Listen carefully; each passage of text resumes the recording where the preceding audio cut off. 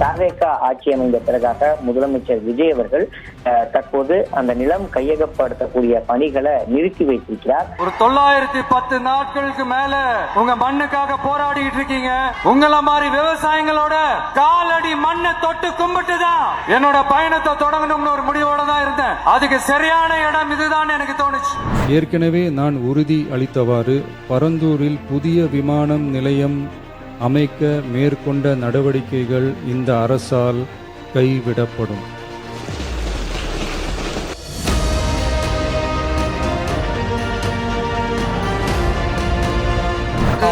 Vijay sir சொன்ன நம்பிக்கையினால்தான் நான் ஓட்டை இடிச்சேன்.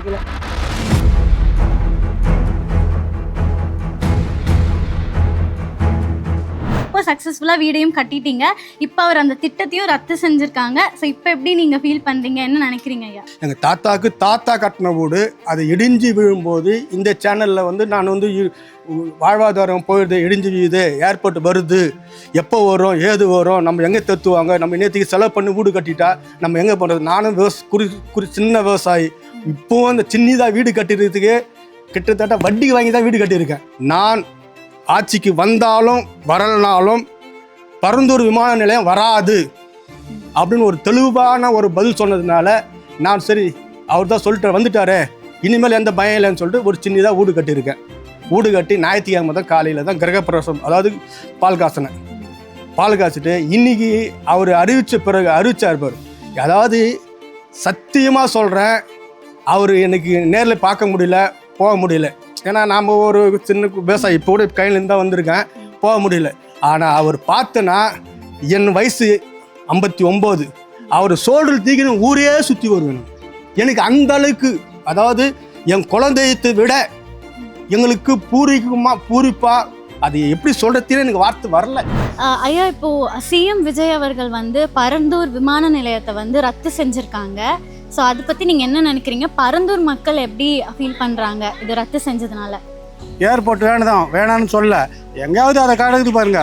அதாவது வேலிக்கத்த மரம் முடிச்சுன்னு நிறைய இடத்துங்கள்ல அந்த இடத்துல போய் எடுத்து அந்த இடத்த போடுங்க, நாங்கள் வேணான்னு சொல்ல. இது விளையிற நிலத்தில் எதுக்கு ஏர்போர்ட்டு? வாழ்வாதாரம் பறிக்காத இருந்தாக்கா அவர்களுடைய கோயில் கட்டி கும்பிடுவோம். நாங்கள் தெய்வமாக நினைக்கிறோம், எங்களுடைய குல தெய்வமாக நினைக்கிறோம். எங்களுக்கு அந்த பசுமை விமான நிலையம் வராது இருந்தாக்கா நல்லது. இன்னைக்கு அண்ணன் அன்னைக்கு சொல்லிட்டு போனார், விஜய் அண்ணன் சொல்லிட்டு போனார், நான் உங்களா கூட நான் இருக்கிறேன் அப்படின்னு சொன்னார். இன்னைக்கு அண்ணன் முதலமைச்சர் ஆகிட்டார். 3 மாதத்தில் ஏர்போர்ட் கேன்சல் பண்ணார். எங்களுக்கு இப்போ தான் எங்களுக்கு உயிரே வந்தது. இல்லைன்னா முன்ன இந்த 3 மாதத்தில் அந்த ஆட்சி வந்ததுன்னா இங்கே இருக்கிற ஜனங்க எல்லாமே கிருஷ்ணாபுரத்தில் கொடுத்துன்னு தான் இருப்போம். அந்த கோயில் பற்ற எங்கள் ஊரில் இன்னும் நாஸ்தியாக தான் போகும்.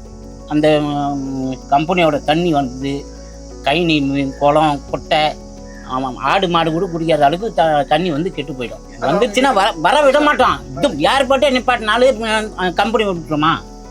ஏர்போர்ட்டே நிப்பாட்டினாலே கம்பெனி விட்டுருமா?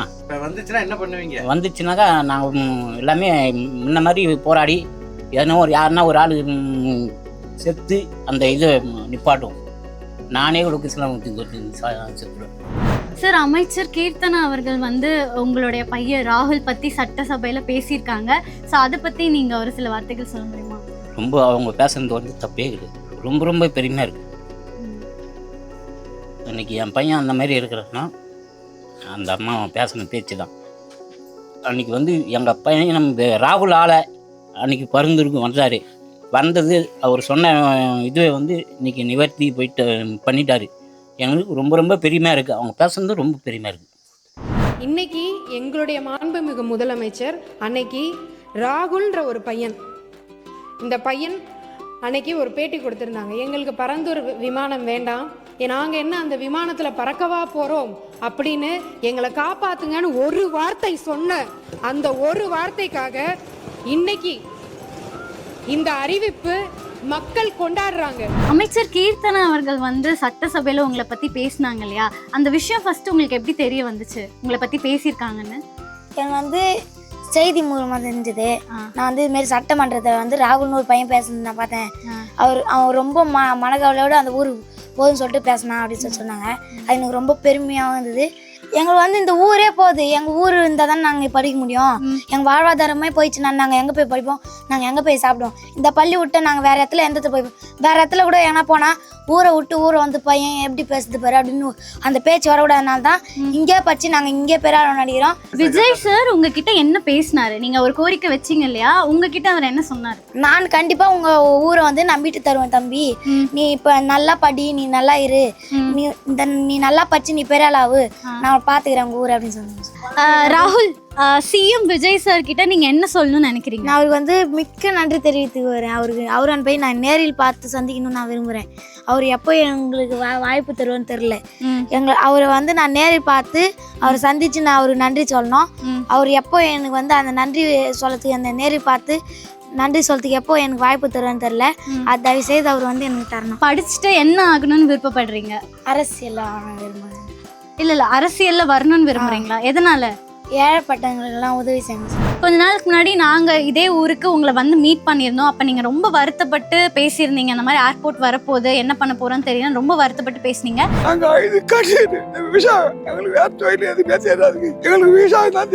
இப்போ முதலமைச்சர் அந்த திட்டத்தை ரத்து செஞ்சுருக்காங்க. இப்போ நீங்கள் எப்படி ஃபீல் பண்ணுறீங்க? எப்படி இருக்குது உங்களுக்கு? இப்போ 4 வருஷமாக நாங்கள் போராடி விஜய் முதலமைச்சர் வந்தார். வந்து இதுக்கு முன்னே வந்து தலைவர் முதலமைச்சர் இல்லாத முன்ன வந்து எங்களை பார்த்து வந்து இது பண்ணிட்டு போனார். நீங்கள் கவலைப்படாதீங்க, என்னைக்காக இருந்தாலும் உங்களுக்கு நிம்மதியாக வரும். இந்த இடம் ஏர்போர்ட் வராது, கண்டிப்பாக வராது. நான் வந்தேன்னா கண்டிப்பாக முதலமைச்சர் வந்தால் கண்டிப்பாக வராதுன்னு தான் சொல்லிட்டு போனார். ஐயா வந்தவர் இப்போ திருப்தியாக இருக்குது, எந்த குறைபாடும் கிடையாது. விவசாயம் பயிர் வைக்கிற மாதிரி வந்து அவர் முடிவு பண்ணிட்டு இன்றைக்கி எல்லாருக்கும் சந்தோஷம். ஏன்னா அப்புறம் மக்களுக்கு எல்லாருக்குமே சந்தோஷமாக இருக்குது, எந்த குறைபாடும் கிடையாது. அவருக்கு நன்றி சொல்லணும். கையெடுத்து கும்பிடணும். தெய்வாதி எங்களை காப்பாற்றி விட்டு போனாருங்க. வேறு எந்த வேலையும் தெரியாது, விவசாயம் தான். எந்த நாள் பார்த்தாலும் நாங்கள் விவசாயத்தை மண்ணு வைக்கிறாள் தான். அப்படியே வந்து என்னைக்கா இருந்தாலும் உங்களுக்கு நிச்சயம் நான் வந்தேன்னா முதலமைச்சர் நிச்சயம். இன்னைக்கு எங்களுக்கு திருப்தியாக இருக்குதுங்க. இப்போ நீங்கள் சந்தோஷமாக இருக்கீங்க இல்லையா? கடைசியாக எப்போ சந்தோஷமாக இருந்தீங்க? ஒரு 4 வருஷமாக அழகாக நிறுத்தானே இருந்தான். இப்போ ஐயா வந்து சொல்லிட்டு போன பேர் இப்போ முதலமைச்சர் வந்தா பேர் தான் எங்களுக்கு சிச்சம். அதுவும் நேற்று தினத்தில் தான். நேற்று எப்போ வந்து அறிக்கை கொடுத்தாரு அதுலேருந்து எங்களுக்கு சிச்சமும் இப்போ வந்து நம்ம நிலம் போல, நம்ம வீடு கட்டின வீடு போல அப்படின்னு சொல்லி இப்போ சிச்சமுகத்தாதமாக இருக்கிற மாதிரி காட்டி இப்போ அழகா காட்டியில் எவ்வளோ குறைஞ்சி போச்சுங்க. இப்போ எதுவும் கிடையாது.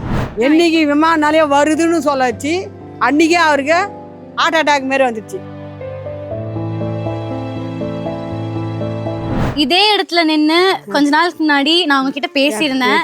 நம்ம பரந்தூர் விமான நிலையம் வரப்போகுது, வந்துச்சுன்னா எங்களால இருக்க முடியாதுங்க, விவசாயம் எதுவும் பண்ண முடியாதுன்னு ரொம்ப வருத்தப்பட்டு பேசியிருந்தீங்க. இப்போ சிஎம் விஜய் அவர்கள் வந்து இந்த பரந்தூர் விமான நிலைய திட்டத்தை ரத்து செஞ்சிருக்காங்க. இப்போ எப்படி நீங்க ஃபீல் பண்றீங்க? சந்தோஷங்களா உங்களுக்கு? சந்தோஷமா தான். ரொம்ப இதாக இருந்தார்.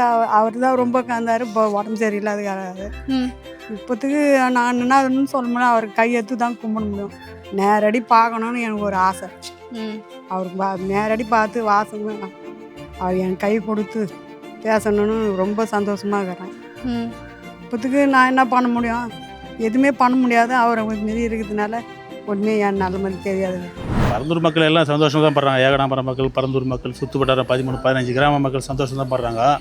இருந்தாலும் இப்போ பாதி வேலை நிலம்லாம் வாங்கிட்டாங்க. 2500 ஏக்கருக்கு மேலே கையகப்படுத்தியாச்சு. எல்லாருக்கும் பணம் போட்டாச்சு. வித்தவங்களாம் நிலமும் வாங்கிட்டாங்க, கார் வாங்கிட்டாங்க, வீடும் கட்டிக்கிட்டு இருக்காங்க. இன்னத்துக்கு ஸ்டாப் பண்ணுறாங்க. அது அவங்க இப்போ இப்போதைக்கு ஸ்டாப் பண்ணிட்டாங்க. அது எந்த அளவுக்கு அதை வந்து சிப்கார்டாக கொண்டு வரதா அதையும் தகவல் சொல்கிறாங்க. நீர்நிலை விவசாய நிலங்கள் உள்ள ஏரியா, செகதியாக உள்ள ஏரியா வந்து இப்போ சிப்கார்டு கொண்டு வரணும். அது அதனால் எந்த அளவுக்கு சாத்தியம் தெரியல. அது வந்து ஒரு லைனாகவும் இல்லை, சுற்றி கிட்டத்தட்ட 15 கிராமம் சுற்றி கொஞ்சம் கொஞ்சம் எடுத்துருக்காங்க. இன்னும் எடுக்க வேண்டியது எவ்வளோ நல்லா இருக்குது. இதெல்லாம் எடுத்து எப்போ வரும்னு தெரியல. அது சிப்கார்டு வருதுன்னு சொல்லியிருக்காங்க. எந்த அளவுக்கு சாத்தியம் தெரியல.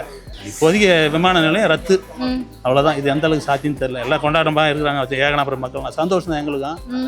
இதனால் ஒரு 10 வருஷம் தள்ளி போகும். இன்னொரு விமான நிலையம்னா சும்மாலாம் உடனேலாம் கட்ட முடியாது. ஒரு இடம் ஜட்ஜ்மெண்ட் பண்ண முடியாது, புள்ளி விவரமாக எடுக்க முடியாது. மண் டெஸ்ட்டு, தண்ணீர் டெஸ்ட்டு எல்லாம் எடுத்து முடிச்சாச்சு. ஹெலிகாப்டர் கிட்டத்தட்ட 1 வருஷமாக சுற்றி எல்லாமே போயிட்டு இன்னேற்றுக்கு முதல்லேருந்து போயிருக்காங்க. எந்த அளவுக்கு சாத்தியம் தெரியல, பார்ப்போம் இதுக்கப்புறம்.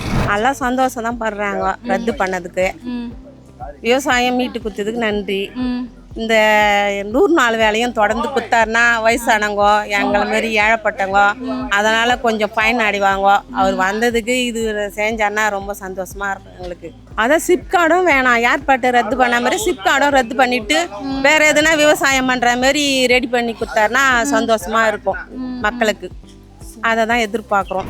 எங்களுக்கு வந்து எங்கள் ஊரே எங்களுக்கு போதும் மேடம். எங்களுக்கு எந்த தொழிலும் வேணாம், எங்களுக்கு எந்த இதுவும் வேணாம். எங்கள் அந்த சொன்னது கூட நம்ம இது தான். இருந்தாலும் எங்கள் ஊர் எங்களுக்கு குத்தா போதும், அவள் தான். ஒருவேளை இப்போ சிப்கார்ட் கண்டிப்பாக வரும் அப்படின்னு அறிவிச்சாங்கன்னா நீங்கள் என்ன பண்ணுவீங்க? அது நாங்கள் என்ன போராட பண்ணுவோம், எங்கள் இதுக்கு நாங்கள் போராட பண்ணுவோம். முன்னாள் சிப்கார்டு வந்து அது வந்து எங்கள் ஊருக்கு வந்து அதை வச்சு இன்னும் தண்ணி கேட்டு அது கேட்டு இன்னும் விவசாயத்தை எடுத்துட்டாங்க. இன்னும் அதுக்கு சிப்கார்டு வந்து அந்த தண்ணி போய் அதில் பாஞ்சு அதுவும் இன்னும் இருக்கிறது தான் கெடுக்க வைக்க போகும். இன்னும் இருக்கிற சின்ன சின்ன விவசாயம் இன்னும் பாதிக்கப்படும். எங்களுக்கு அந்த சிப்கார்டும் வேணாம். இங்கே வந்து ஏர்போர்ட் வந்ததுன்னா விவசாயம் பாதிக்கும். கயனிலாம் நிறைய பேர் விவசாயத்தை நம்பி தான் இருக்காங்க இந்த இடத்துல. ஸோ அவங்களாம் பாதிக்கப்படுவாங்க நிறைய பேர். அதனால் விவசாயம் தான் எங்களுக்கு ஊருக்கு பார்த்துருக்கோம். சுற்றி 10 ஊருக்கு பார்த்தீங்கன்னா விவசாயம் தான். இப்போ சிப்கார்ட் வந்துச்சுன்னா இங்கே படித்த பசங்களுக்குலாம் வேலைலாம் கிடைக்கும் இல்லையா? அது நல்ல விஷயம் தானே? வந்தாலும் எப்படி இருந்தாலும் மக்கள்லாம் பாதிக்கப்படுவாங்க. வேலை தான் முக்கியம் தான். ஆனாலும் சாப்பாட்டுக்கு என்ன பண்ணுவாங்க? ஐயோ, இப்போ சிஎம் விஜய் அவர்கள் பரந்தூர் விமான நிலைய திட்டத்தை ரத்து செஞ்சிருக்காங்க. அது நீங்க எப்படி பாக்குறீங்க? பரந்தூர் மக்கள் அதாவது கைவிடப்படும், கைவிடப்பட்டதுன்னு துல்லியமாக சொல்லலைல்ல. ஏர்போர்ட்டு நான் வரவேற்கிறேன். ஏர்போர்ட்டு வரணுங்க.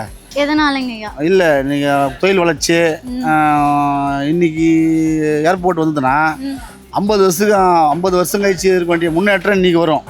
ஏர்போர்ட் இல்லைன்னா 50 வருஷம் பின்தங்கி தான் இருக்கும் இந்த ஊர். ஆனால் என்னை பொறுத்த வரைக்கும் ஏர்போர்ட் வரணும். நீங்கள் ஒன்றும் இல்லை, 5000 வைக்கிற சென்ட்டு நீங்கள் 60,000 வைக்கிற போகிறான் ஒரு காரில். அவன் காரே வாங்கி ஓட்டிக்க முடியாது. அவனால் லைஃபையும் என்ஜாய் பண்ணிக்க முடியாது. ஏர்போர்ட்டில் தான் நிலம் விற்றாங்க, ஏதோ லேண்டும் வாங்கினான், இப்போ கார்லேயும் போகிறான். அவன் ஏதோ கொஞ்சம் இருக்கிறான். இல்லைன்னா சும்மா பயிர் வச்சுக்கின்னு ஏறு ஓட்டிக்கின்னு சும்மா இங்கே குச்சின்னு இதெல்லாம் வேலை ஆகாது. நாடு வந்து முன்னெடுத்துக்கு வரணும்னா ஏர்போர்ட்டு வரணும்.